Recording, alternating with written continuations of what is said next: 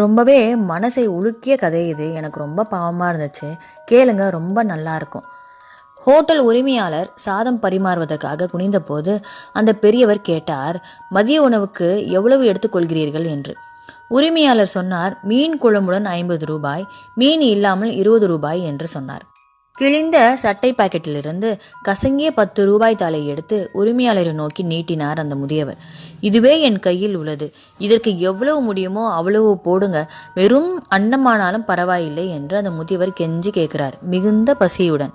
நேற்று முதல் எதுவும் சாப்பிடவில்லை என்று சொல்ல தயங்கும் அவரது வார்த்தைகள் தொண்டையில் நடுங்குகிறது. ஹோட்டல் உரிமையாளர் மீன் குழம்போடு அனைத்தையும் அவருக்கு பரிமாறினார். அவர் வயிறார சாப்பிடுவதை பார்த்து கொண்டே நின்றார். அவர் கண்களில் இருந்து கண்ணீர் மெலிதாக கசிந்தது. ஏன் அழுகிறீர்கள் ஐயா என்று கேட்டார். எனது கடந்த கால வாழ்க்கையை நினைத்து கண்ணீர் வடிக்கிறேன் ஐயா என்றார். எனக்கு 3 குழந்தைகள், 2 ஆண் குழந்தைகள் மற்றும் ஒரு பெண் குழந்தை. மூவருமே நல்ல வேலையில் இருக்கிறார்கள். நான் குவித்த ஒவ்வொரு பைசாவையுமே அவர்களின் உயர்வுக்காக செலவழித்தேன்.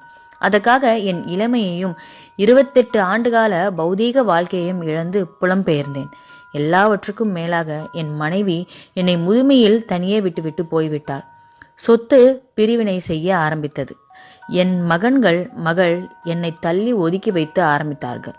நான் அவர்களுக்காக சுமையானதை மெல்ல மெல்ல உணர ஆரம்பித்தேன். என்னை ஒதுக்கி வைக்க ஆரம்பித்தார்கள். எனக்கு வயதாகிவிட்டதே. குறைந்தபட்சம் நான் அவர்களுக்காக உழைத்ததை எண்ணி அல்லது என் வயதிற்காவது என்னை மதிக்க கூடாதா? அவர்கள் அனைவரும் சாப்பிட்ட பிறகுதான் இரவு உணவிற்கு செல்வேன். பசியில் வாடினேன். சாப்பாட்டில் கண்ணீரும் உப்பும் கலந்திருந்தது தினமும். பேர குழந்தைகள் என்னிடம் பேசுவதே இல்லை. பார்த்தால் அம்மா அப்பா அடித்து விடுவார்கள் என்ற பயத்தில். வாழ்க்கையில் சிரிப்பும் இல்லை, நிம்மதியான தூக்கமும் இல்லை. இரவும் பகலும் வியர்வை சிந்தி தொடர்ந்து தூங்காமல் உழைத்து வயிற்றுக்கு சாப்பிடாமல் அவளும் நானும் சேர்த்த பணத்தில் வாங்கிய செங்கல்லால் கட்டப்பட்ட எங்கள் வீடு. அந்த வீட்டில் நான் இருக்க முடியாமல் மருமகளின் தங்கத்தை திருடிவிட்டதாக சாக்குப்போக்கில் திருடனாக முத்திரை குத்தப்பட்டேன். மகன் கோபமடைந்தான். நல்ல வேளை கை நீட்டவில்லை. அந்த பாவத்தை அவன் செய்யவில்லை. அது என் அதிர்ஷ்டம். அங்கேயே நான் இருந்திருந்தால் நிகழ்ந்திருந்தாலும் இருக்கலாம். சாப்பாட்டின் நடுவில் எழுந்து உரிமையாளர் முன் 10 ரூபாயை நீட்டினார். ஓனர், வேண்டாம், பையில் வையுங்கள், இருக்கட்டும் என்றார். நீங்கள் எப்போது வேண்டுமானாலும் இங்கு வரலாம்.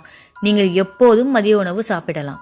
அப்படியே அந்த மனிதர் 10 ரூபாயை அங்கே வைத்துவிட்டு, உங்கள் உதவிக்கு மிக்க மகிழ்ச்சி. சுயமரியாதை என்னை விட்டு விலகவில்லை.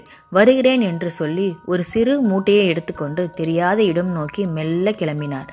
அந்த மனிதர் என் மனதில் ஏற்படுத்திய காயம் இன்று வரை ஆறவில்லை. ஒவ்வொரு துளிருமே கட்டாயம்